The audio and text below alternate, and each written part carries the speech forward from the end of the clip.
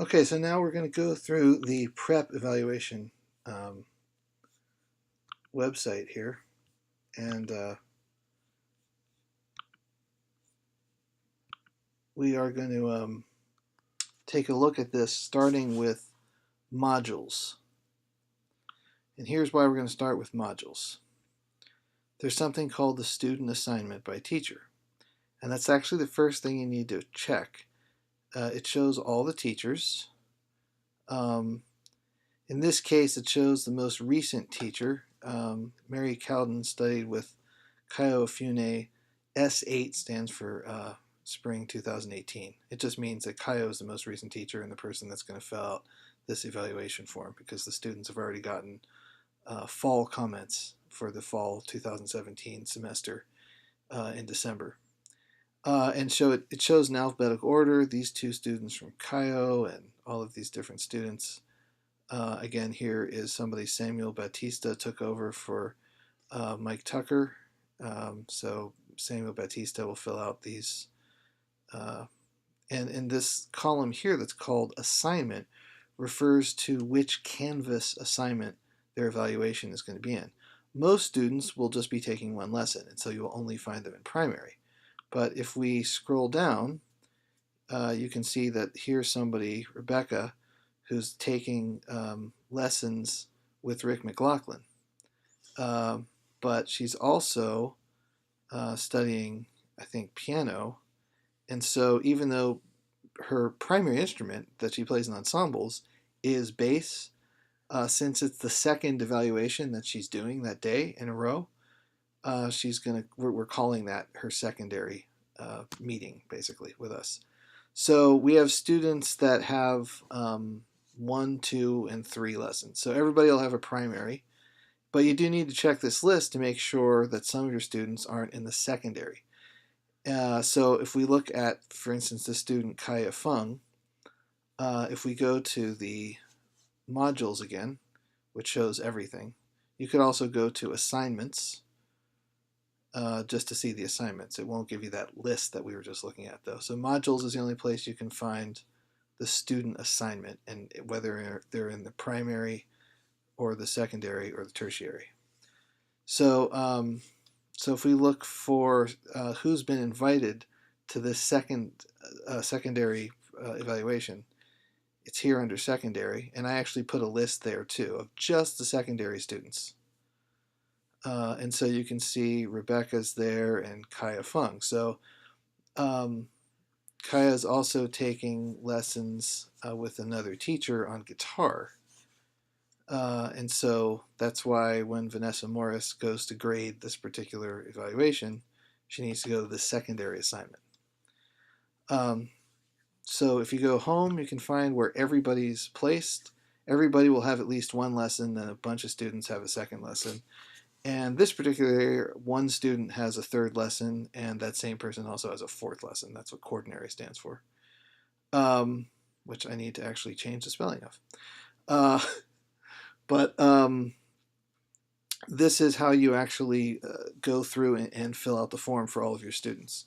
So if we go to primary, that's where most of these will take place. You scroll down to the bottom of the page, and you'll see all these different things that are in the rubric.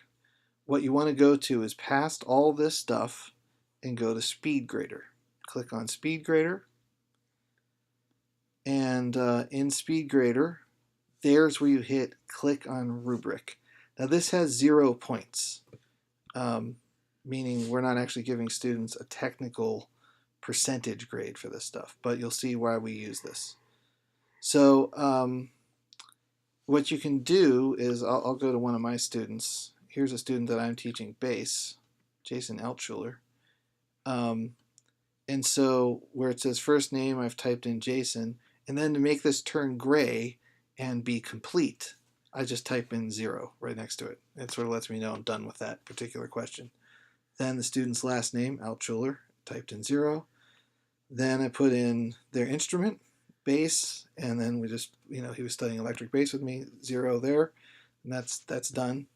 My last name, Zoffer, and then there's these 2 short technical pieces. So there's 4 pieces altogether that get played. Since he's doing Things Ain't What They Used to Be in the key of D flat by Mercer Ellington, one of the short technical pieces that he's going to do is the Ray Brown bass part from Things Ain't What They Used to Be from Oscar Peterson's Night Train record.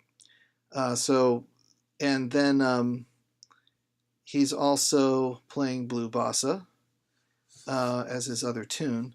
But also, we worked on some technical stuff, and so this is this F whole half diminished, one with 4 fingers and 4 notes per string. And I don't actually know why I wrote the word 1 here. I'm going to delete that. But 4 fingers and 4 notes per string. That's what's important. And it's 2 octaves, and I misspelled ascending. We should change that. There we go. And so that's a little technical thing we worked on. So these are short, and they can also be rolled in. So he might say we're going to play Things Ain't What They Used to Be, and the first 8 bars of this are going to be transcribed from Ray Brown as I play the walking part. In general, students will play the melody and take a solo, and then if they are an accompanist, like in the rhythm section for guitar or piano, we also need to hear them comp. And you might want to see them, play trading or something if they're drummers. But it's basically the way we re-put them in ensembles for the following year. So it's really important that we get to hear them do 2 contrasting tunes and 2 technical things. And then it says which evaluation pieces or tunes will be performed by memory. In this case, all. It's fine if just maybe if a student has trouble memorizing things, and maybe just one of the short technical things is what they memorize. But this student's able to do them all from memory. And which pieces or tunes were learned by ear. In this case, all. But some students might just learn if they do an excerpt of a transcription. Maybe they just did 4 or 8 bars of Charlie Parker, or you taught them an exercise if they're a real beginner by ear. You taught them even a scale or a pattern or something by ear. But something should be learned by ear, even if it's really brief. It's fine. Is this the student's primary ensemble instrument? So this student is actually a very good bass player, but trumpet is really his primary one, although he did join a spring ensemble because we needed a bass player. What non-evaluation pieces or exercises did the student work on this semester? So we worked on some stuff from gospel stuff from Sheree Reed and this Aretha Franklin recording. We worked on Donna Lee. We worked on Are You Real by Benny Golson. Again, after all of these, I hit 0 because if you don't have that there, then this doesn't turn gray and it's like not complete. It doesn't super matter, but it does help you sort of scan to make sure you've answered all these questions because these matter. Which musical subjects were challenging for the student? So you could write this, pretty much right to the student. The parents do have the option of logging in and seeing this, and the students are invited. So you want to make sure that you're writing stuff that somebody can understand who's not necessarily a musician. But you can use musical vocabulary like legato phrasing, and but you want to make sure it's clear ideas. So and then we say which subjects were challenging.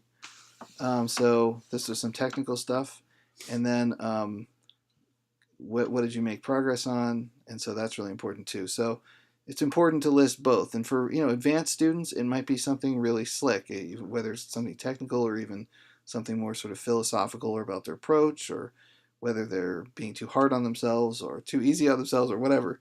But you want to say something that they should be really working on, and something that was challenging. And you also want to say what they made progress on, and then describe the student's consistency of work and attitude.